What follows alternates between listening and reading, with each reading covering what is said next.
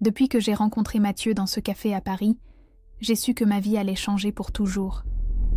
Ses yeux couleur de miel, son sourire timide et sa façon si particulière de parler de littérature m'ont immédiatement captivée. Ce que je n'aurais jamais imaginé, c'est qu'en acceptant sa bague de fiançailles 6 mois plus tard, j'acceptais aussi un pacte silencieux avec la famille Lefebvre, l'une des plus respectées dans le secteur immobilier de la ville.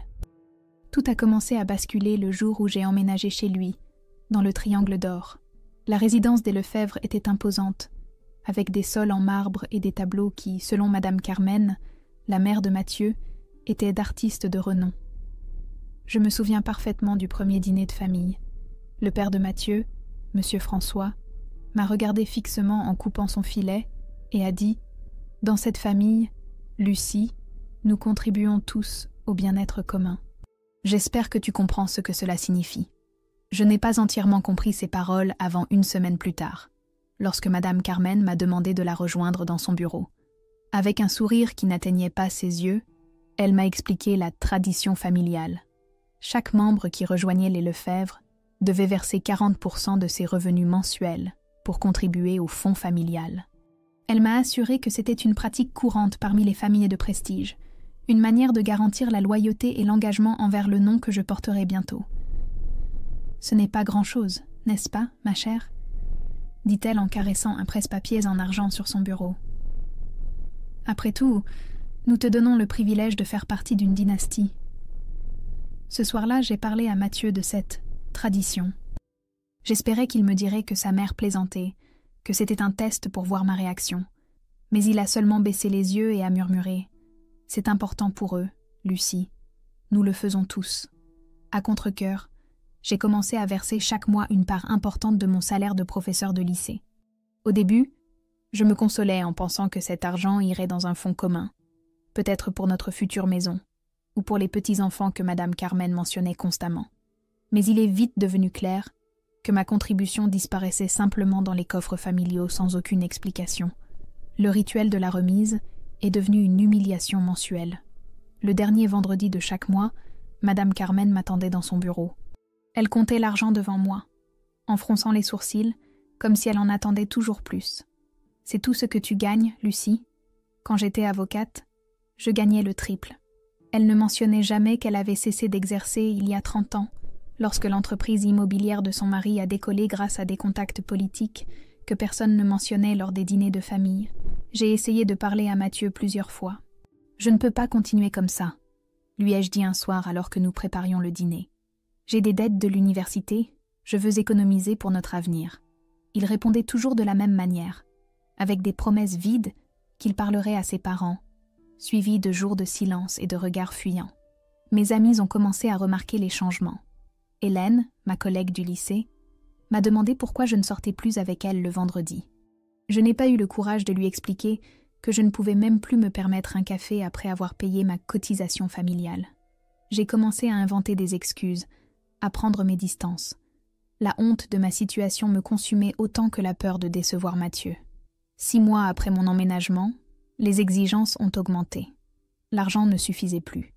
Madame Carmen a commencé à me demander de m'occuper de tâches dans la maison, organiser des dîners pour ses amis, cataloguer la bibliothèque familiale, et même faire du tutorat pour les enfants de ses amis sans aucune compensation. « C'est le moins que tu puisses faire pour la famille », répétait-elle comme un mantra quand j'essayais de refuser. Monsieur François intervenait rarement directement, mais son silence pesait plus que les paroles de sa femme. Pendant les dîners de famille, il m'étudiait avec des yeux critiques, hochant la tête ou la secouant selon que mon comportement du jour lui plaisait ou non. Mathieu imitait ses gestes, se transformant progressivement en une version plus jeune de son père. Silencieux, critique, distant. Un jour, alors que j'organisais un dîner pour les associés de Monsieur François, j'ai découvert par hasard des documents dans son bureau. Des papiers qui montraient des transferts vers des comptes en Suisse, des noms de politiciens locaux à côté de sommes considérables, des dates de réunions avec des fonctionnaires de la mairie. Je ne comprenais pas tous les détails, mais j'ai compris suffisamment. L'Empire Lefebvre ne s'était pas construit uniquement avec du travail acharné et des traditions familiales. Ce soir-là, lorsque Madame Carmen a critiqué la disposition des couverts sur la table, quelque chose s'est brisé en moi. Je l'ai regardée fixement, Et pour la première fois, j'ai refusé de m'excuser. Peut-être devrions-nous nous préoccuper davantage de ce qui se passe dans le bureau de M. François que de la façon dont les fourchettes sont placées, ai-je dit avec un calme que je ne ressentais pas. Le silence qui a suivi a été absolu. Monsieur François a posé lentement son verre de vin sur la table. Mathieu a pâli. Et Madame Carmen, avec un sourire glacial, m'a dit « Je pense que nous devrions parler après le dîner, ma chère. » Cette conversation n'a jamais eu lieu. À la place, une guerre froide a commencé dans la maison. Des commentaires acerbes au petit déjeuner, des invitations oubliées à des événements familiaux, des regards de mépris quand j'entrais dans une pièce. Mathieu s'éloignait chaque jour un peu plus, pris entre sa loyauté envers ses parents et ce qu'il restait de notre amour. Et pourtant, j'ai continué à payer. Chaque mois, ravalant ma fierté, je donnais l'argent que je ne pouvais plus me permettre de donner. Je me disais que c'était temporaire, qu'après le mariage les choses changeraient, que Mathieu prendrait enfin mon parti. Je m'accrochais à cet espoir comme une naufragée à un morceau de bois au milieu de l'océan. Ce que je ne savais pas alors, c'est que le véritable ultimatum était sur le point d'arriver, et qu'il changerait le cours de ma vie pour toujours. Il ne restait que 3 semaines avant le mariage. Le restaurant du centre de Paris était réservé, les invitations envoyées, et ma robe, plus simple que ce que Madame Carmen aurait souhaité, était suspendue dans l'armoire de mon ancienne chambre chez mes parents. Malgré les tensions, je m'accrochais à l'illusion qu'une fois mariés, Mathieu et moi pourrions emménager dans notre propre appartement, loin de l'influence étouffante de ses parents. Cet après-midi d'avril, Mathieu et moi passions en revue les derniers détails de la cérémonie sur la terrasse. Le soleil printanier de Paris baignait le jardin des Lefebvre tandis que nous essayions de décider de la musique pour la première danse. Pendant un instant, tout semblait normal, presque heureux. « Que penses-tu de « Une belle histoire » ? C'était la chanson préférée de ma grand-mère, ai-je suggéré, en lui montrant la liste que j'avais préparée. Mathieu a souri pour la première fois depuis des jours. « J'aime bien. Ça a ce côté classique qui... » La porte de la terrasse s'est ouverte brusquement. Madame Carmen est apparue avec une liasse de papier à la main et le visage contracté en une grimace qu'elle essayait de dissimuler en sourire. Derrière elle, Monsieur François s'avançait les mains dans les poches de son pantalon en lin. « Nous interrompons quelque chose d'important, à ce que je vois, » dit Madame Carmen, d'un ton qui laissait clairement entendre qu'elle se fichait complètement d'interrompre. « Mais nous avons une affaire urgente à traiter, de caractère familial. » Elle laissa tomber les papiers sur la table. C'étaient des relevés bancaires, des budgets et ce qui semblait être un plan d'affaires. « Monsieur... » François s'éclaircit la gorge avant de parler. « Comme tu le sais, Lucie, l'entreprise familiale est à un moment crucial. Nous sommes sur le point de conclure l'achat de terrain en banlieue Est. Un projet qui transformera le quartier avec des logements de luxe. » J'ai hoché lentement la tête, sans comprendre ce que cela avait à voir avec moi ou notre mariage. « Ce que mon mari essaie de dire, » intervint Madame Carmen, « c'est que nous avons besoin d'une injection de capital immédiate. 100 000 € pour être exact. » Un silence lourd tomba sur la terrasse. La brise fit bouger les pages de notre liste de chansons, les emportant au sol. Personne ne se baissa pour les ramasser. « Je ne comprends pas, » dis-je finalement. « Vous me demandez de l'argent ? 100 000 €? » Madame Carmen rit comme si j'avais dit quelque chose d'amusant. « Nous ne te les demandons pas, ma chère. Nous te donnons l'opportunité de prouver ton engagement envers cette famille. » Son sourire s'effaça. « Si tu veux faire partie des Lefebvre, c'est ta contribution. Considère-le comme ta dot. » Je regardais Mathieu, attendant qu'il dise quelque chose, qu'il montre un signe d'indignation. Mais son visage restait impassible, étudiant le motif des carreaux sous ses pieds. « Je n'ai pas cet argent, » répondis-je, en essayant de garder mon calme. « Et même si je l'avais, je ne comprends pas pourquoi je devrais l'investir dans une entreprise dont je n'ai jamais fait partie. » Monsieur François fit un pas en avant. « Ton père a une propriété en Normandie, n'est-ce pas? Une vieille maison dans le centre historique. Il pourrait l'hypothéquer. » La chaleur monta à mes joues. La maison de mes grands-parents, le seul patrimoine que mes parents avaient reçu après une vie de travail comme enseignant. La suggestion me parut si offensante que pendant un instant, je ne pus répondre. « C'est impossible, » dis-je quand je retrouvai ma voix. « Cette maison est l'héritage de ma famille. Et les Lefebvre seront ta famille dans 3 semaines, » répliqua Madame Carmen. « À moins que... » Elle laissa la phrase en suspens, mais le message était clair. Je regardai Mathieu, qui leva enfin les yeux. « Lucie, dit-il d'une voix à peine audible, mes parents ont raison. Ce projet est important. Notre avenir en dépend. » Notre avenir? L'incrédulité me fit hausser le ton. Ou l'avenir de leur entreprise? Parce que, jusqu'à preuve du contraire, ils ne t'ont jamais laissé prendre une seule décision importante dans cette affaire. Monsieur François frappa la table du poing.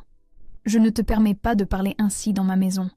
C'est aussi la maison de Mathieu, répondis-je, me surprenant moi-même par mon audace. Et ce sera la mienne dans 3 semaines. Ou est-ce que ça aussi, c'est négociable? » La tension était palpable. Madame Carmen pinça les lèvres jusqu'à ce qu'elles forment une fine ligne. « Tu as jusqu'à demain pour décider, » trancha-t-elle. « Ou tu trouves l'argent, ou nous annulons le mariage. » Elle se retourna et entra dans la maison, suivie par Monsieur François. Mathieu et moi restâmes seuls sur la terrasse, avec les papiers éparpillés sur la table et notre liste de chansons oubliée au sol. « Tu ne vas rien dire ?» demandai-je finalement. Mathieu soupira profondément. « Comprends-moi, Lucie. Ma famille a tout investi dans ce projet.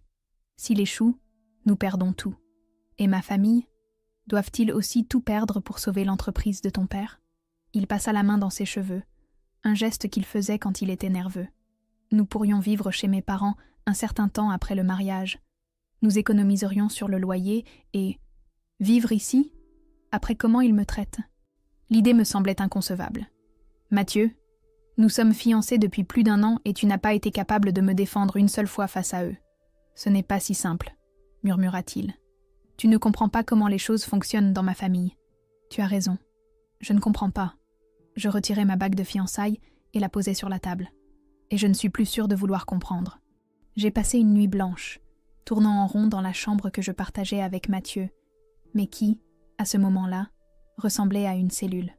À l'aube, j'ai pris une décision.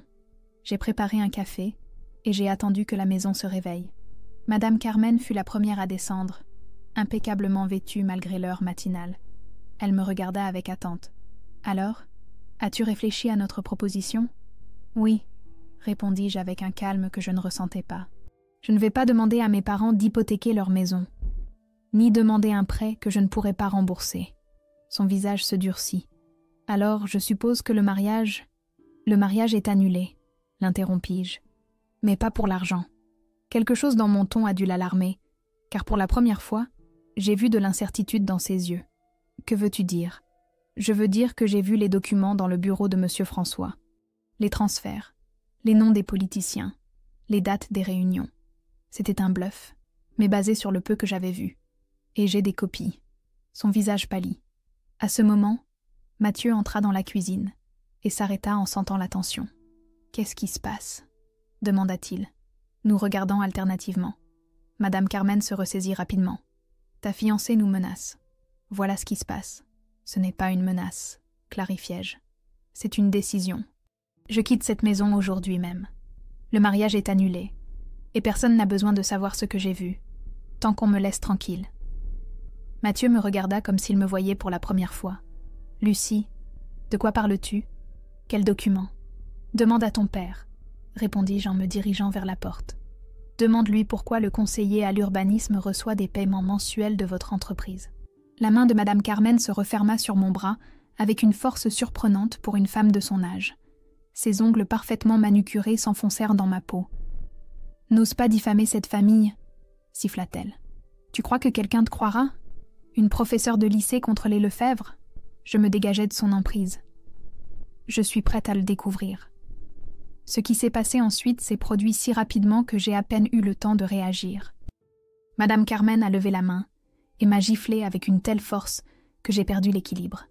La douleur était aiguë, mais ce qui m'a le plus choqué, c'est de voir que Mathieu n'a absolument rien fait pour l'arrêter. Il est resté là, paralysé, comme si cela n'avait rien à voir avec lui. Et à ce moment-là, je l'ai su avec une clarté absolue.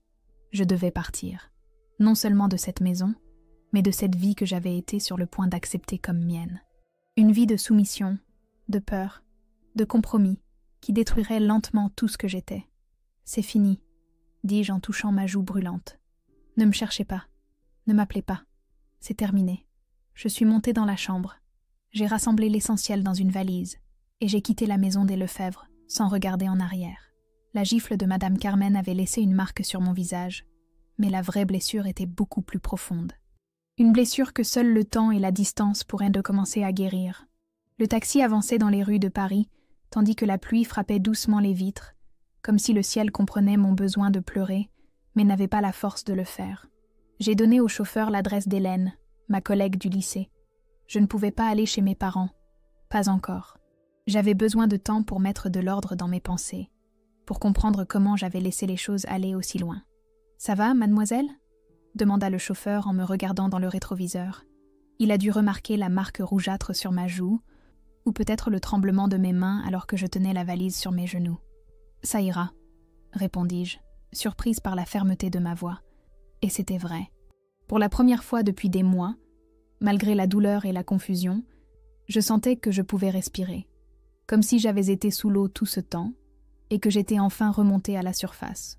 Le poids que j'avais porté, les paiements mensuels, les critiques constantes, le sentiment de ne pas être à la hauteur, s'étaient transformés en quelque chose de différent. Ils n'avaient pas disparu, mais ils ne m'écrasaient plus. Quand nous sommes arrivés à l'immeuble d'Hélène à Belleville, la pluie avait cessé. J'ai payé le chauffeur et je suis restée un moment sur le trottoir, observant la vie normale qui se déroulait autour de moi. Un couple de personnes âgées se promenait main dans la main, un groupe d'étudiants riait devant un bar, une mère grondait affectueusement son fils parce qu'il courait trop loin. Des vies ordinaires, libres de la toxicité que j'avais été sur le point d'accepter comme mon destin. Hélène a ouvert la porte avec un visage inquiet. Elle n'a pas posé de questions en voyant ma valise et ma joue enflée.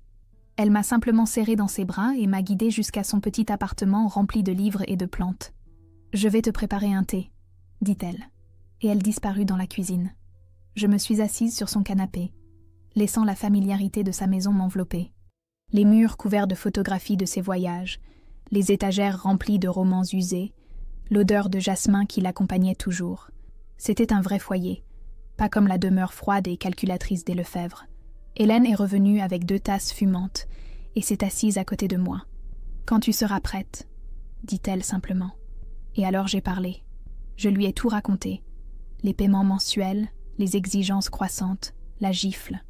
Je lui ai parlé des documents que j'avais vus dans le bureau de M. François, de mes soupçons sur la corruption qui soutenait l'Empire Lefebvre. Je lui ai avoué comment j'avais permis qu'ils sapent peu à peu ma confiance, comment j'en étais arrivée à croire qu'ils avaient peut-être raison, et que je ne méritais pas de faire partie de leur famille. « Tu sais ce qui est le pire ?» dis-je alors que la nuit tombait sur Paris. Pendant tout ce temps, j'ai attendu que Mathieu me défende. Qu'il choisisse notre amour plutôt que sa loyauté envers eux. Mais il ne l'a jamais fait. Hélène prit mes mains dans les siennes. Les Lefebvre le manipulent depuis des années. Tu m'as toi-même raconté comment il contrôle chaque aspect de sa vie. Je sais, mais... Ma voix se brisa. J'avais besoin qu'il soit fort, ne serait-ce qu'une fois. Le téléphone sonna, interrompant notre conversation. C'était Mathieu. J'ai laissé l'appel aller sur la messagerie vocale. Il a sonné de nouveau. Et encore une fois. Au 4e appel, Hélène me regarda avec inquiétude. « Tu devrais peut-être lui parler, lui dire clairement que c'est fini. » Elle avait raison. J'ai pris une profonde inspiration. Et j'ai répondu. « Lucie, s'il te plaît. » La voix de Mathieu semblait désespérée. « J'ai besoin de te voir, de te parler. Ce qui s'est passé aujourd'hui, ma mère n'avait pas toute sa tête. Ta mère savait exactement ce qu'elle faisait, répondis-je calmement. Et toi aussi. Tu n'as rien fait pour l'arrêter. J'étais sous le choc. Je n'ai pas su comment réagir. S'il te plaît, donne-moi une autre chance. Je t'aime. » Ces mots, que j'avais si souvent désiré entendre avec conviction, sonnaient maintenant creux. Si tu m'aimais, tu m'aurais défendu. Si tu m'aimais, tu ne permettrais pas que ta famille me traite ainsi. Les choses vont changer. Je te le promets. Je vais leur parler. Nous déménagerons après le mariage, loin de mes parents. Pendant un instant, j'ai été tentée de le croire. C'était plus facile que d'affronter la vérité, que j'avais gâché des années de ma vie avec quelqu'un qui ne me mettrait jamais en premier. Non, Mathieu, c'est fini. Il n'y aura pas de mariage, pas d'avenir ensemble. Ce que j'ai vu aujourd'hui a été suffisant. Et les documents ? Sa voix changea, devenant plus dure. Qu'est-ce que tu comptes en faire ? Et voilà. Sa véritable préoccupation n'était pas mon bien-être, mais la protection des secrets de sa famille. Rien, si vous me laissez tranquille. Demain, J'irai chercher le reste de mes affaires. J'espère ne pas tomber sur tes parents. » J'ai raccroché avant qu'ils ne puissent répondre. Hélène me regardait avec un mélange de fierté et d'inquiétude. « Je vais bien, » l'ai-je assuré. « Vraiment. » Cette nuit-là, j'ai mieux dormi que je ne l'avais fait depuis des mois, bien que je sois sur un canapé d'emprunt et le cœur brisé. Le lendemain matin, j'ai appelé le lycée pour demander quelques jours de congé, prétextant une urgence familiale. La directrice, qui avait toujours été compréhensive, n'a pas posé de questions. Puis j'ai appelé mes parents. J'avais repoussé ce moment, craignant leur déception ou, pire encore, qu'ils me disent « On t'avait prévenu ». Mais j'avais besoin d'entendre leur voix, de me rappeler qu'il existait un amour inconditionnel dans ce monde. « Maman ?» Ma voix s'est brisée en entendant son salut. « Lucie, qu'est-ce qui se passe, ma chérie ? Tu as une drôle de voix. »« Le mariage est annulé, » dis-je simplement. J'ai quitté Mathieu. Il y eut un silence à l'autre bout du fil, puis j'entendis ma mère appeler mon père. Elle mit le haut-parleur pour qu'ils puissent tous les deux m'entendre. « Raconte-nous ce qui s'est passé, » dit mon père avec cette voix calme qui avait toujours été mon encre. Je leur ai tout expliqué, sauf la partie sur les documents compromettants. Je ne voulais pas les impliquer dans quelque chose de potentiellement dangereux. Quand j'ai mentionné la gifle, j'ai entendu ma mère retenir son souffle. « Je viens te chercher tout de suite, » dit mon père avec une fermeté qui n'admettait aucune réplique. « Ce n'est pas la peine, papa. Je suis chez Hélène. »« Je vais bien, vraiment. »« Lucie, » intervint ma mère, « tu as bien fait de t'éloigner. Cette famille, il y a toujours eu quelque chose chez eux qui ne me plaisait pas, mais je voulais respecter ta décision. Je sais, maman. J'aurais dû vous écouter quand vous m'avez mise en garde contre eux. Ça n'a plus d'importance, » dit mon père. « L'important, c'est que tu sois en sécurité et que tu puisses rentrer à la maison quand tu veux. »« Un merci, » répondis-je, sentant les larmes que j'avais contenues trouver enfin leur chemin. « Je vous aime, et nous aussi, » répondirent-ils à l'unisson. Après avoir raccroché, Hélène m'a serré fort dans ses bras. « Tu as une famille merveilleuse, » dit-elle. « Je sais, » répondis-je, en pensant à quel point j'avais été proche de l'échanger contre une qui ne savait donner que de la douleur déguisée en amour. Cet après-midi-là, accompagnée par Hélène, je suis retournée à la maison des Lefebvre pour récupérer le reste de mes affaires. J'avais choisi une heure où je savais que M. François serait au bureau. Mathieu m'attendait à l'entrée, avec des cernes, et l'air de ne pas avoir dormi. « Mes parents ne sont pas là, » dit-il en guise de salut. « Ils ont une réunion avec la banque, pour le projet. »« Tant mieux, » répondis-je sèchement.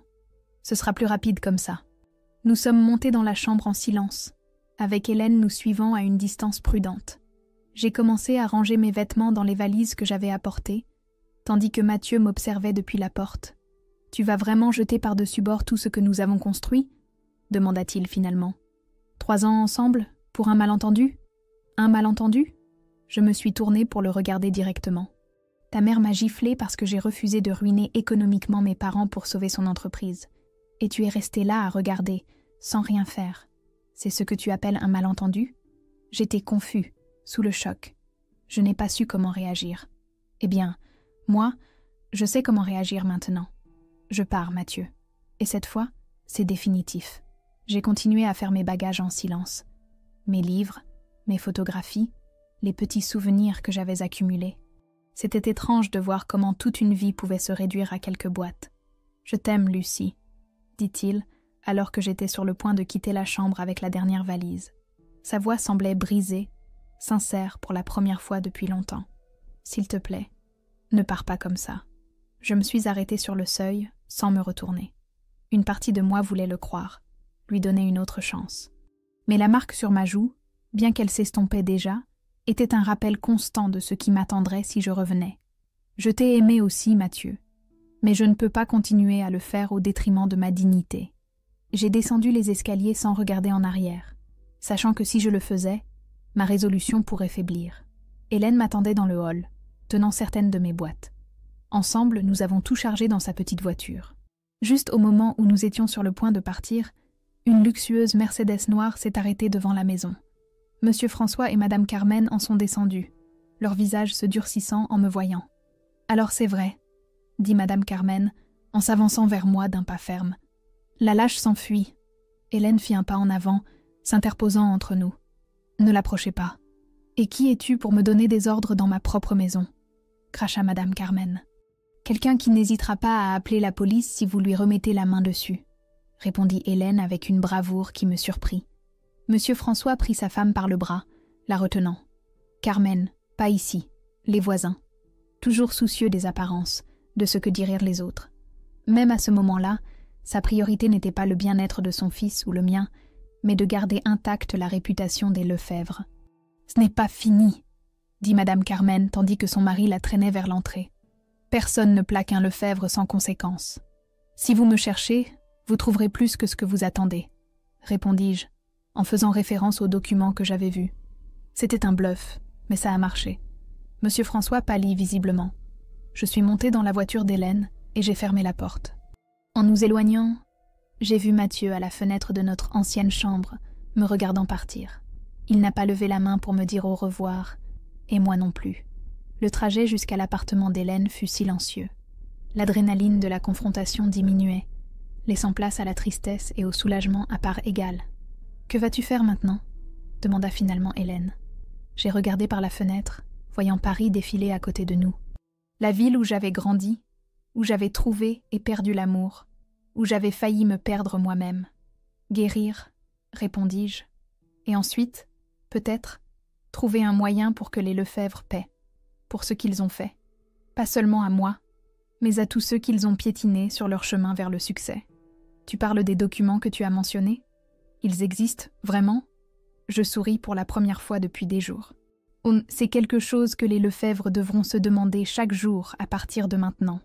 Alors que le soleil commençait à se coucher sur la ville, je sentis quelque chose de nouveau naître en moi. Ce n'était pas seulement de la rage ou un désir de vengeance. C'était de la détermination. La détermination de reconstruire ma vie, de retrouver ma voix, de ne plus jamais permettre à personne de me faire sentir petite. Les Lefebvre m'avaient beaucoup pris. Du temps, de l'argent, de la confiance. Mais à la fin, ils m'avaient donné quelque chose d'inestimable sans le savoir. La force de m'éloigner.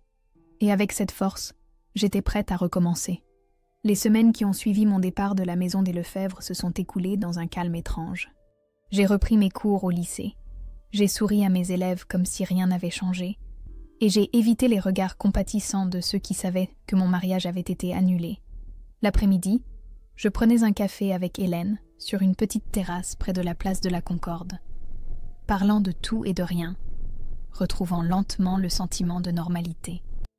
Mais la nuit, lorsque le silence devenait trop dense dans le petit appartement que j'avais loué à Montmartre, les souvenirs revenaient.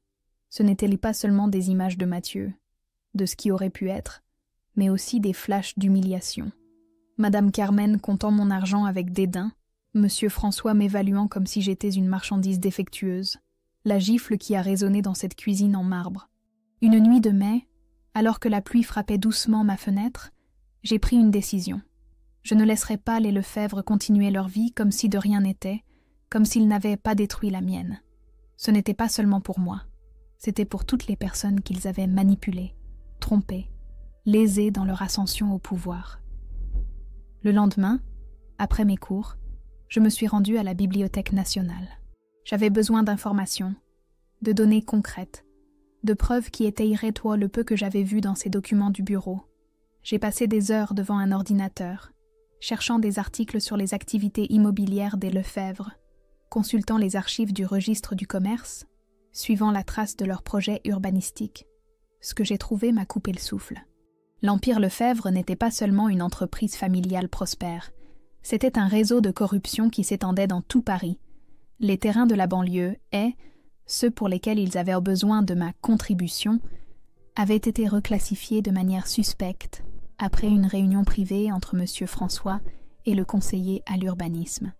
Les permis de construire dans des zones protégées apparaissaient miraculeusement signés après de généreuses donations à des fondations liées à des politiciens locaux. Les jours suivants, j'ai élargi mes recherches. J'ai engagé un détective privé, Robert Dubois, un homme à l'air fatigué et aux yeux qui en avaient trop vu. Je lui ai expliqué ma situation, en omettant les détails les plus personnels. « Je veux tout savoir sur les activités de la famille Lefebvre », lui ai-je dit en glissant une enveloppe avec mon premier paiement. « Surtout tout ce qu'ils ne veulent pas que l'on sache. » Robert me regarda avec une certaine compassion. Mademoiselle Vega, êtes-vous consciente que vous vous attaquez à des gens puissants? Les Lefebvre ont des amis partout. Je sais, répondis-je. C'est pourquoi j'ai besoin de preuves incontestables. Des documents, des photographies, des témoignages, quelque chose qu'ils ne pourront pas nier. Il hocha lentement la tête. Je comprends votre détermination, mais je vous préviens de faire attention. La vengeance est un plat qui empoisonne parfois d'abord celui qui le cuisine. Ces paroles m'ont accompagné en sortant de son bureau. Était-ce la vengeance que je cherchais? Peut-être en partie, mais c'était aussi la justice. Et la différence entre les deux commençait à s'estomper dans mon esprit. Ce soir-là, j'ai reçu un appel inattendu. C'était Sophie, l'ancienne secrétaire de M. François, que j'avais connue lors de mes visites au bureau des Lefebvre.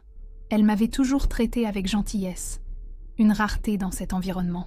« Lucie, je sais que tu n'es plus avec Mathieu, » dit-elle après les salutations initiales. « Et je sais aussi pourquoi. »« Que veux-tu dire ?»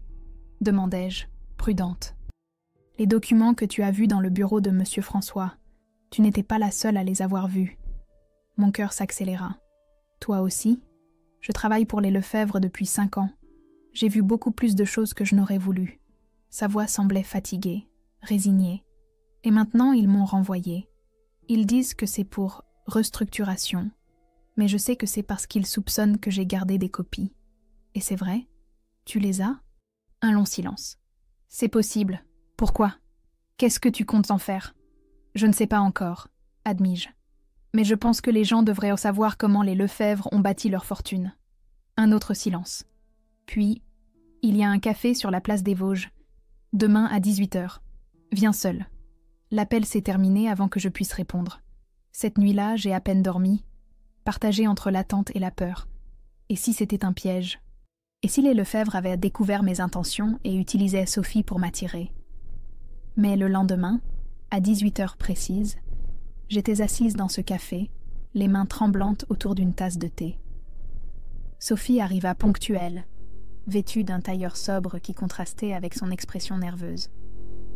Elle s'assit en face de moi sans enlever ses lunettes de soleil, bien que le temps soit couvert. « Nous n'avons pas beaucoup de temps, » dit-elle à voix basse, en faisant glisser une clé USB sur la table. « Voici tout, les transferts, les noms, les dates, les enregistrements de réunions. Assez pour couler les Lefebvre et une demi-douzaine de politiciens locaux. » J'ai pris la clé USB avec des mains tremblantes. « Pourquoi m'aides-tu? Pourquoi maintenant ?» Sophie enleva ses lunettes, révélant des yeux rougis par les larmes ou l'insomnie. « Parce que je n'ai plus rien à perdre. Et parce que ce qu'ils t'ont fait, ce que je les ai vus faire à d'autres, quelqu'un doit les arrêter. Qu'adviendra-t-il de toi après ça? Si l'on découvre que tu m'as donné ces informations... » Elle sourit tristement. « Je pars en Bretagne, chez ma sœur, loin de Paris et de tout ça. » Avant de partir, elle ajouta « Fais attention, Lucie. Les Lefebvre sont dangereux quand ils se sentent acculés. » Cette nuit-là, dans la sécurité de mon appartement, j'ai connecté la clé USB à mon ordinateur. Ce que j'ai vu a confirmé mes pires soupçons. Des documents scannés avec des signatures falsifiées, des courriels compromettants, et même des enregistrements de réunions où M. François discutait ouvertement de pots de vin et d'extorsion. L'ampleur de la corruption était écrasante. En examinant les fichiers, un nom a attiré mon attention. Antoine Vidal, le directeur du journal local La Voix de Paris. Selon les documents, il avait reçu un prêt substantiel des Lefebvre en échange de son silence sur une enquête concernant leurs affaires. C'était le lien dont j'avais besoin. Si je pouvais convaincre un autre journaliste de ce même journal, quelqu'un d'intègre, de publier cette histoire, les Lefebvre ne pourraient pas l'enterrer si facilement.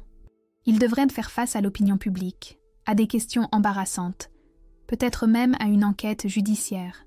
Avec une détermination renouvelée, j'ai commencé à organiser les informations. J'ai classé les documents par date, projet, personnes impliquées. J'ai rédigé un résumé détaillé des faits, y compris ma propre expérience avec la famille. Chaque preuve que j'ajoutais était une brique de plus dans le mur que je construisais autour des Lefebvre, un mur qui finirait par les piéger dans leur propre corruption. J'ai contacté plusieurs journalistes, mais tous semblaient réticents à affronter une famille aussi puissante. Finalement, j'ai trouvé Julien Martin, un jeune reporter d'investigation de La Voix de Paris, connu pour son intégrité et sa bravoure. Je lui ai envoyé un courriel énigmatique, suggérant que j'avais des informations sur la corruption immobilière à Paris. Sa réponse fut immédiate. Il voulait me rencontrer. Alors que je préparais les documents pour notre réunion, j'ai reçu un appel de Robert, le détective. « J'ai quelque chose qui pourrait vous intéresser », dit-il sans préambule. L'un des projets des Lefebvre, un complexe d'appartements à Saint-Denis, a été construit avec des matériaux défectueux. J'ai des rapports techniques qui ont été dissimulés, des témoignages d'ouvriers qui ont été menacés pour qu'ils gardent le silence. Y a-t-il un moyen de le prouver ? Demandai-je, sentant mon pouls s'accélérer. Mieux que ça, j'ai l'architecte qui a signé les faux rapports. Il est prêt à parler, à témoigner en échange de l'immunité. C'était la pièce finale dont j'avais besoin. Non seulement la corruption financière, mais la mise en danger de vies humaines par cupidité. Avec ce témoignage, les Lefebvre ne risquaient pas seulement un scandale public, mais aussi d'éventuelles poursuites pénales. La nuit avant ma réunion avec Julien, alors que je vérifiais une dernière fois tous les documents, j'ai reçu un SMS d'un numéro inconnu. « Fais attention, ils savent ce que tu fais. » Un frisson parcourut mon dos. Comment pouvaient-ils le savoir ? Qui m'avait trahi ? Sophie ? Robert ? Ou était-ce simplement une supposition, une tentative de m'effrayer ? Qui que ce soit, il était trop tard pour reculer. L'information était prête, les preuves rassemblées. Demain, la vie des Lefebvre changerait pour toujours. Et la mienne aussi. Cette nuit-là, en fermant les yeux pour tenter de trouver le sommeil, je ne savais pas si je ressentais de la peur ou de l'anticipation. Peut-être les deux. La seule chose que je savais avec certitude, c'est que je n'étais plus la même personne qui avait docilement remis son salaire à Madame Carmen chaque mois. Cette Lucie avait disparu, remplacée par quelqu'un de plus fort, de plus déterminé, quelqu'un prêt à se battre. Le jour s'est levé gris sur Paris, comme si le ciel pressentait la tempête qui était sur le point d'éclater. Je me suis habillée avec soin, choisissant un tailleur formel que j'avais acheté pour les réunions de parents d'élèves au lycée, mais que je n'avais jamais porté pour les rencontres avec la famille Lefebvre. De petits actes de rébellion qui semblaient être maintenant insignifiants face à ce que j'étais sur le point de faire. Ma réunion avec Julien Martin était prévue à 11h du matin dans un café près de la rédaction de La Voix de Paris. Je suis arrivée une demi-heure en avance, choisissant une table au fond, d'où je pouvais observer l'entrée. La clé USB pesait dans ma poche comme une petite bombe sur le point d'exploser. Julien est arrivé ponctuel, reconnaissable à la description qu'il m'avait donnée. La trentaine, barbe taillée, veste en cuir usé. Ses yeux, vifs et intelligents, m'ont étudié avec curiosité alors qu'il s'asseyait en face de moi. « Mademoiselle Vega, » dit-il en tendant la main, « je dois admettre que votre message a piqué ma curiosité. Corruption au cœur de Paris est un titre que tout journaliste voudrait signer. Je ne cherche pas les titres à sensation, répondis-je. Je cherche la justice. Je lui ai raconté mon histoire de manière résumée, sans entrer dans les détails personnels. Je lui ai parlé des documents que j'avais trouvés, des témoignages que j'avais recueillis, des preuves qui démontraient le vaste réseau de corruption des Lefebvre. « Et pourquoi moi ?» demanda-t-il après m'avoir écouté attentivement. « Il y a des journalistes avec plus d'expérience, plus d'influence. Parce que j'ai fait des recherches sur vous. Vous n'avez aucun lien avec les Lefebvre, et vous avez la réputation d'être incorruptible. » Il sourit légèrement, comme si ma réponse lui avait plu. « Montrez-moi ce que vous avez. » Je lui ai remis la clé USB, et pendant l'heure qui a suivi, j'ai observé son expression changer alors qu'il examinait les documents sur son ordinateur portable. Surprise, incrédulité, indignation, détermination, un kaléidoscope d'émotions a traversé son visage. « C'est explosif », dit-il finalement, en fermant l'ordinateur. « Cela n'implique pas seulement les Lefebvre, mais une demi-douzaine de politiciens locaux, des juges et même notre propre directeur. Pensez-vous que vous pourrez le publier ? Pas dans La Voix, répondit-il honnêtement. Pas tant que Vidal sera le directeur. Mais j'ai des contacts dans d'autres médias, sur des plateformes numériques indépendantes qui ne craignent pas les puissants. Il se pencha en avant, baissant la voix. Cependant, publier cela aura des conséquences. Pour moi, mais surtout pour vous. Les Lefebvre viendront avec tout ce qu'ils ont. Je sais, répondis-je. Je suis prête. En êtes-vous sûr ? Parce qu'une fois que cela sortira, il n'y a pas de retour en arrière. J'ai pensé à Mathieu, à ce qu'aurait pu être notre vie ensemble si les choses avaient été différentes. J'ai pensé aux nuits d'insomnie, à la marque que la main de Madame Carmen avait laissée sur ma joue, déjà invisible mais encore brûlante dans ma mémoire. Absolument sûre. Julien hocha la tête en rangeant la clé USB. J'ai besoin de quelques jours pour vérifier certaines choses, recouper les sources. En attendant, soyez prudente. Les Lefebvre ont des yeux partout.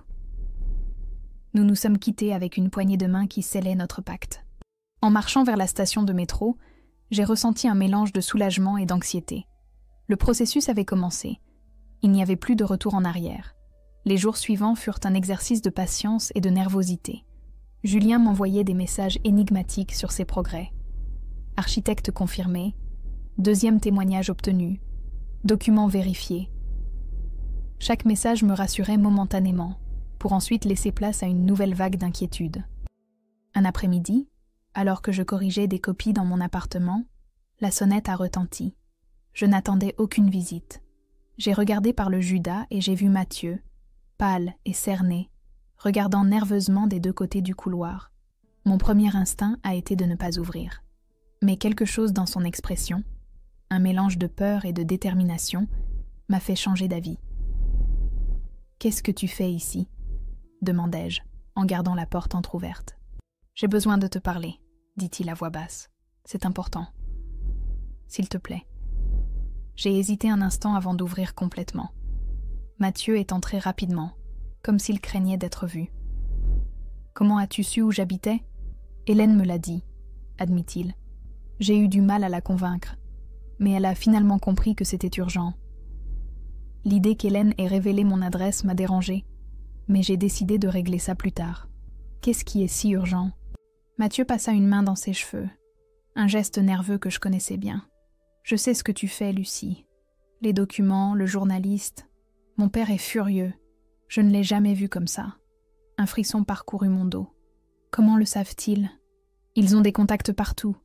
Quelqu'un vous a vu au café et a reconnu Martin. Il s'approcha, prenant mes mains dans les siennes. Pour la première fois, je ne les ai pas retirées. Ils préparent quelque chose, Lucie. Je ne sais pas exactement quoi, mais c'est dangereux. Tu dois arrêter ça. Tu es venue me menacer ? Non. Sa voix a retenti plus fort qu'il ne le voulait. Je suis venue t'avertir, te protéger. J'ai laissé échapper un rire amer. Maintenant tu veux me protéger ? Où était cette protection quand ta mère m'a giflé ? Quand ils exigeaient de la moitié de mon salaire chaque mois ? Je sais, dit-il, la voix brisée. J'ai été un lâche. Toute ma vie, j'ai été un lâche face à eux. Mais c'est différent. J'ai peur pour toi. Quelque chose dans son regard me disait qu'il était sérieux.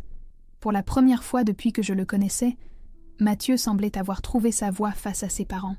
« Je ne peux pas arrêter maintenant, » répondis-je. Il ne s'agit pas seulement de moi ou de nous. Il s'agit de toutes les personnes qu'ils ont lésées. De l'immeuble à Saint-Denis construit avec des matériaux défectueux, des politiciens achetés, des vies manipulées. « Je sais, » dit-il, me surprenant. Et une partie de moi sait qu'ils doivent payer pour ce qu'ils ont fait. Mais une autre partie craint ce qui pourrait arriver. Que penses-tu qu'ils vont faire ? Je ne sais pas exactement, mais je les ai entendus parler de te discréditer, de s'assurer que personne ne te croit. Il fit une pause avant d'ajouter. Et ils ont aussi mentionné le détective que tu as engagé, Robert Dubois. Mon sang se glaça. Qu'est-ce qui se passe avec lui ? Je crois qu'il prévoit de le soudoyer, ou de le menacer, d'obtenir qu'il te trahisse. À ce moment, mon téléphone sonna. C'était Julien. « J'ai tout préparé, » dit-il sans préambule. « Nous publions demain sur le journal numérique. C'est une plateforme indépendante, sans lien avec les Lefebvre. Nous avons déjà envoyé des copies des preuves au parquet national financier. Ils ne peuvent pas l'arrêter. Tu es sûr ? Absolument. Demain à 9h, tout Paris saura qui sont vraiment les Lefebvre. » Il fit une pause. « Es-tu prête ?» Je regardai Mathieu, qui observait avec une expression tendue. « Je le suis, » répondis-je. Après avoir raccroché, j'ai raconté la conversation à Mathieu. Il se passa les mains sur le visage, comme pour essayer d'assimiler l'imminence de ce qui allait se produire. « Mes parents ne se rendront pas sans combattre, » dit-il finalement. « Quand cela sortira, ils viendront te chercher avec tout ce qu'ils ont. Je sais, je veux être avec toi quand ça arrivera, » dit-il, me surprenant à nouveau. « Pas pour les défendre eux, mais pour te défendre toi. Je t'ai déjà fait défaut une fois. Je ne le ferai pas de nouveau. Pendant un instant, j'ai vu le Mathieu dont j'étais tombée amoureuse. Sincère, courageux, capable de faire ce qui est juste. Mais il était déjà trop tard pour nous. J'apprécie l'avertissement, répondis-je.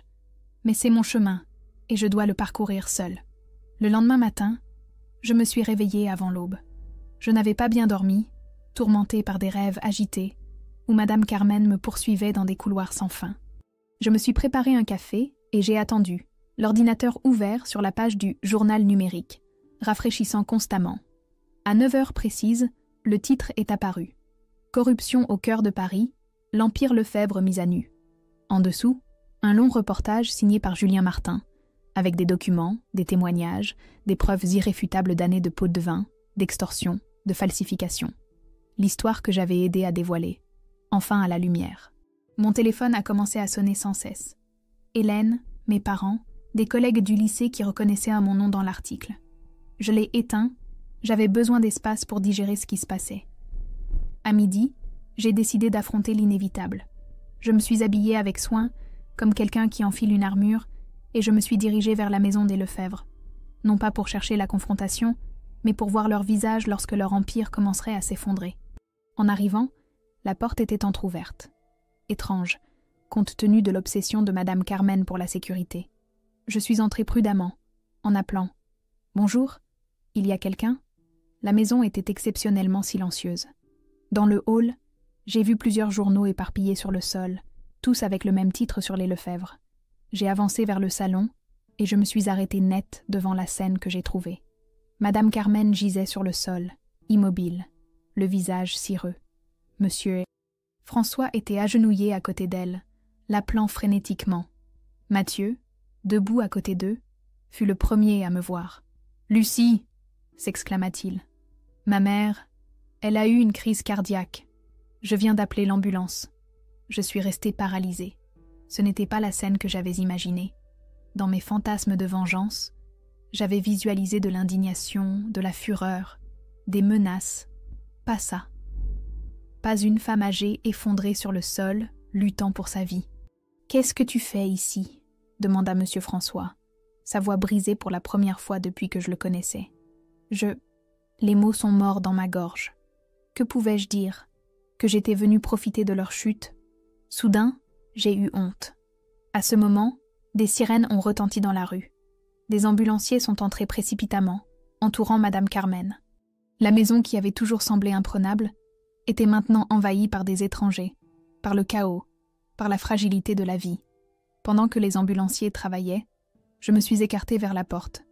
Mathieu m'a suivie. « Je ne voulais pas ça », dis-je à voix basse. « Je n'ai jamais voulu qu'elle souffre physiquement. »« Je sais », répondit-il. « Mais les conséquences de nos actes sont rarement celles que nous imaginons. » Dehors, une foule commençait à se former.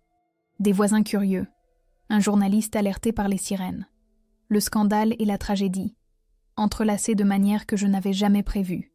Quand l'ambulance s'est éloignée, avec Madame Carmen, Monsieur François et Mathieu à son bord, je suis restée seule devant la demeure des Lefebvre. Une journaliste s'est approchée, me reconnaissant de l'article. « Êtes-vous Lucie Vega, la lanceuse d'alerte dans l'affaire Lefebvre? Avez-vous quelque chose à commenter sur ce qui s'est passé ?» Je l'ai regardée, incapable d'articuler une réponse cohérente. Que pouvais-je dire? Que j'avais gagné, mais que la victoire avait un goût amer? Que la justice et la vengeance étaient des concepts plus complexes que je ne l'avais imaginé? Non, dis-je finalement. Je n'ai rien à commenter. En m'éloignant, j'ai senti des regards me suivre. La femme qui avait fait tomber l'Empire Lefebvre, celle qui avait exposé la corruption, la vengeresse. Mais à l'intérieur, je ne me sentais comme aucune de ces choses. Je me sentais simplement comme Lucie, une femme qui avait cherché la justice et qui devait maintenant vivre avec les conséquences, quelles qu'elles soient. Les jours suivants se sont déroulés dans un brouillard de titres à sensation, d'appels de journalistes et de messages de soutien et de haine à parts égales. Tout Paris parlait de l'affaire Lefebvre, comme les médias l'avaient baptisé. Les détails de la corruption apparaissaient dans chaque journal télévisé, chaque conversation dans les bars. J'ai essayé de maintenir ma routine, donner des cours, corriger des copies, prendre un café avec Hélène. Mais la normalité était devenue impossible. Mes élèves me regardaient avec un mélange d'admiration et de curiosité, chuchotant sur mon passage. Certains parents ont demandé que je sois temporairement écartée de l'enseignement, arguant que j'étais trop exposée médiatiquement. La directrice du lycée, bien que compréhensive, m'a suggéré de prendre un congé sabbatique jusqu'à ce que les choses se calment. Madame Carmen a survécu à la crise cardiaque, bien qu'elle soit restée considérablement affaiblie. La nouvelle m'est parvenue par Mathieu, qui m'appelait quotidiennement malgré mes tentatives de garder mes distances. Les médecins disent qu'elle aura besoin d'un repos absolu, m'a-t-il expliqué lors d'un de ses appels. Mon père quitte à peine la chambre d'hôpital. Je ressentais une étrange culpabilité en entendant ces nouvelles. Non pas pour avoir révélé la vérité, c'était la chose à faire, mais pour la satisfaction que j'avais espéré ressentir et qui se mélangeait maintenant avec de la compassion. La ligne entre la justice et la vengeance était devenue encore plus floue. Une semaine après la publication de l'article, j'ai reçu une convocation judiciaire. Le parquet national financier voulait mon témoignage complet dans le cadre de l'enquête formelle qu'il avait ouverte contre les Lefebvre et plusieurs fonctionnaires. Julien m'a accompagné au tribunal, m'offrant son soutien moral et professionnel. « Tu es l'héroïne du moment », m'a-t-il dit alors que nous attendions dans un couloir froid du palais de justice. Tu n'as aucune idée du nombre de personnes qui m'ont contacté depuis la sortie de l'article. D'anciens employés des Lefebvre, des fournisseurs escroqués, même des politiciens de second rang qui veulent maintenant collaborer avec la justice. Je ne me sens pas comme une héroïne, ai-je répondu sincèrement. J'ai juste fait ce que je croyais juste. C'est précisément le genre de choses que dirait une héroïne, a-t-il souri, mais son expression est rapidement devenue sérieuse. Mais tu dois faire attention. Les Lefebvre sont peut-être acculés, mais ils ont encore des ressources, des contacts, et les gens désespérés sont capables de tout. Ma déposition a duré des heures. J'ai tout raconté. Les paiements mensuels, les humiliations, l'ultimatum avant le mariage, la gifle. J'ai décrit les documents que j'avais vus, les conversations que j'avais entendues. J'ai répondu à des questions incisives sur mes motivations, ma relation avec la famille, comment j'avais obtenu les preuves. En sortant du tribunal, un groupe de journalistes m'attendait. Des flashs d'appareils photo, des micros tendus, des questions lancées comme des fléchettes. Est-il vrai que vous aviez une relation toxique avec Mathieu Lefebvre? Avez-vous agi par dépit après l'annulation de votre mariage? Avez-vous reçu de l'argent en échange de votre témoignage? Julien m'a guidée à travers la foule jusqu'à un taxi, protégeant mon visage des caméras. « Ne réponds pas », m'a-t-il murmuré. « C'est exactement ce qu'ils veulent. Te discréditer, te faire passer pour une ex-petite amie rancunière. » Ce soir-là, le journal télévisé a présenté mon cas sous cet angle. Justice ou vengeance personnelle? Les motivations de Lucie Vega dans l'affaire Lefebvre. Ils ont montré d'anciennes photos de Mathieu et moi, extraites des réseaux sociaux, tandis qu'un expert en psychologie analysait la possibilité que tout soit le produit d'un dépit extrême. C'est leur stratégie, a expliqué Julien quand je l'ai appelé, indigné. Attaquer le messager quand ils ne peuvent pas réfuter le message. Mais ne t'inquiète pas, nous avons les preuves. C'est ce qui compte. Il avait raison, bien sûr. Les jours suivants, l'enquête a progressé rapidement. Monsieur François a été formellement mis en examen pour corruption, fraude fiscale et falsification de documents. Le conseiller à l'urbanisme a présenté sa démission et a accepté un accord avec le parquet pour témoigner contre ses complices. L'architecte de l'immeuble de Saint-Denis a révélé tous les détails des matériaux défectueux utilisés pour réduire les coûts. Pendant ce temps, ma vie personnelle était devenue méconnaissable.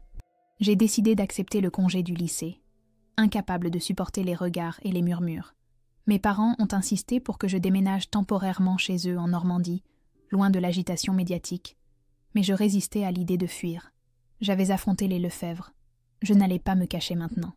Un après-midi, alors que je faisais mes courses au supermarché près de mon appartement, une femme âgée s'est approchée de moi. Je me suis préparée à un autre commentaire hostile, comme ceux que j'avais reçus ces derniers jours. Mais à la place, la femme a pris mes mains dans les siennes. « Mon fils vivait dans cet immeuble de Saint-Denis », dit-elle d'une voix tremblante. « Celui construit par les Lefebvre. L'année dernière, une partie du plafond de sa chambre s'est effondrée pendant qu'il dormait. Il a survécu, mais il a gardé des séquelles permanentes. Ses yeux se sont remplis de larmes. Merci pour votre courage. Merci d'avoir fait ce que personne d'autre n'a osé faire. Je suis restée sans voix, émue par la sincérité de sa gratitude. Ce fut la première de plusieurs rencontres similaires.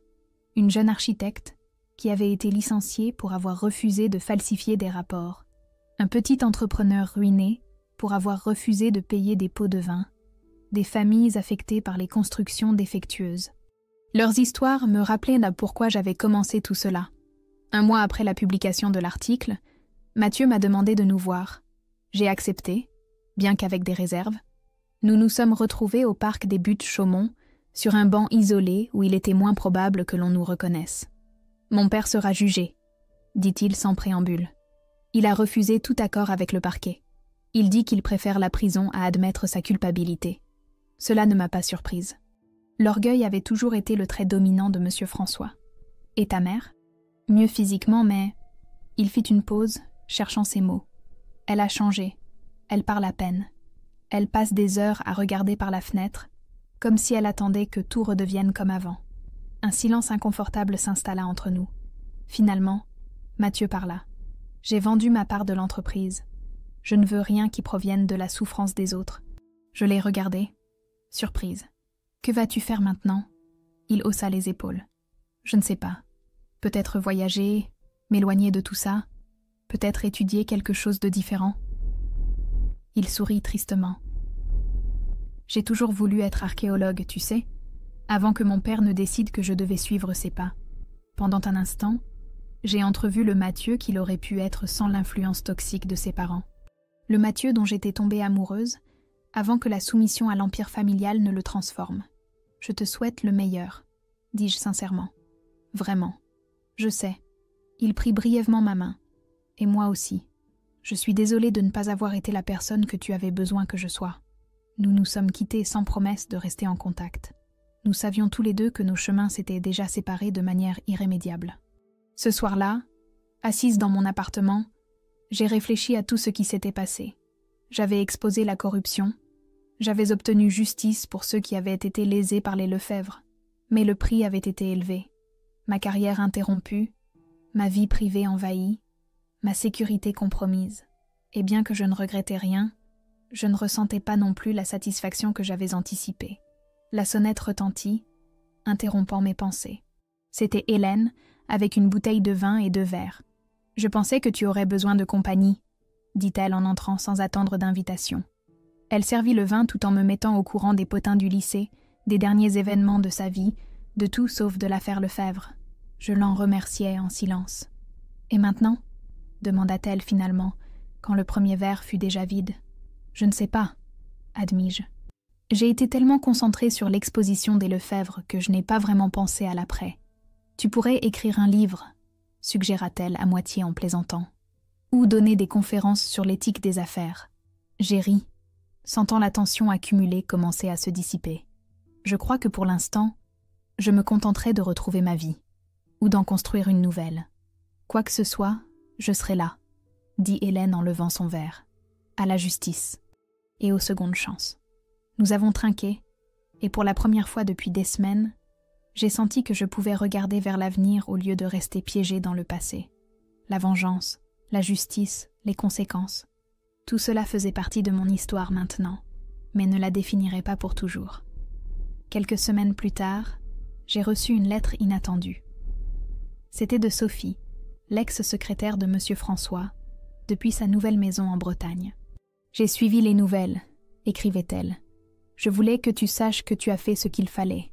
Beaucoup d'entre nous vivaient dans la peur, piégés dans un réseau de mensonges et de menaces. Tu nous as tous libérés. » Ces paroles m'ont profondément émue. C'était peut-être là le vrai sens de ce que j'avais fait. Pas la vengeance, pas simplement la justice, mais la libération. Pour moi, pour Sophie, pour toutes les personnes dont la vie avait été manipulée par les Lefebvre. Le procès de M. François a commencé 6 mois plus tard. J'ai assisté au premier jour, assise discrètement au fond de la salle. Il semblait plus vieux, plus petit d'une certaine manière, sans l'arrogance qui l'avait toujours caractérisé. Nos regards se sont croisés brièvement, et pendant un instant, j'ai cru voir non pas de la haine, mais de la reconnaissance. La reconnaissance que, finalement, nos actions ont toujours des conséquences. Je ne suis pas retournée au tribunal après ce jour-là. Je n'avais pas besoin d'assister à sa chute. J'avais déjà rempli ma part en exposant la vérité. Le reste était l'affaire de la justice. Quant à moi, j'ai décidé d'utiliser mon congé pour voyager. D'abord à Nice, puis à Marseille, enfin dans de petits villages de la côte où personne ne connaissait mon nom ni mon histoire. À chaque endroit, je sentais que je me détachais progressivement de l'identité de la lanceuse d'alerte de l'affaire Lefebvre, pour redevenir simplement Lucie. Un après-midi, assise sur une falaise face à la Méditerranée, j'ai écrit une dernière lettre à Mathieu. Non pas pour nous réconcilier, mais pour clore définitivement ce chapitre.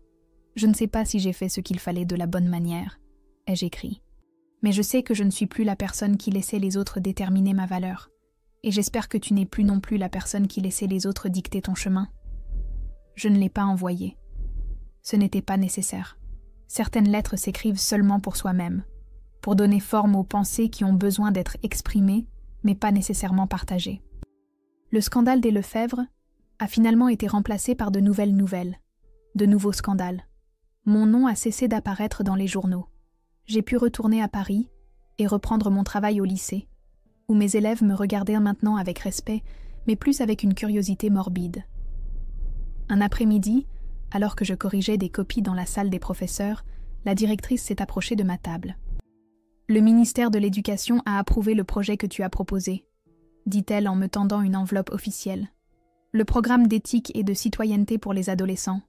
Ils veulent que tu le diriges au niveau national. » J'ai pris l'enveloppe avec des mains tremblantes. C'était un projet sur lequel j'avais travaillé pendant des années, un rêve qui avait semblé impossible. « Il semble que tu aies impressionné quelqu'un d'important, » ajouta la directrice avec un sourire. « Bien que ça ne me surprenne pas, tu as toujours eu le courage de défendre ce en quoi tu crois. Ce soir-là, alors que je fêtais la nouvelle avec Hélène et mes parents, j'ai réalisé que les conséquences de nos actions ne sont pas toujours celles que nous attendons. Parfois, elles sont meilleures. Parfois, du chaos et de la douleur naît quelque chose de nouveau, quelque chose que nous n'aurions pas imaginé possible. Mon téléphone a sonné avec un SMS. C'était Julien. « Tu as vu la nouvelle ? Monsieur François, condamné à 7 ans. La justice existe, après tout. » J'ai souri, mais je n'ai pas ressenti l'euphorie que j'avais autrefois anticipée. À la place, j'ai ressenti la paix. La paix de savoir que j'avais agi selon mes principes, que j'avais affronté l'injustice, que j'avais trouvé ma voie. Et cette voie, ma voie, était la vraie victoire. Pas la chute des Lefebvre, pas la vengeance accomplie, mais la récupération de moi-même. La Lucie que j'aurais toujours dû être, courageuse, intègre, libre. Dehors, Paris brillait sous les étoiles, la ville qui avait été le théâtre de ma douleur et de ma rédemption. Et moi, pour la première fois depuis longtemps, je me sentais complètement chez moi,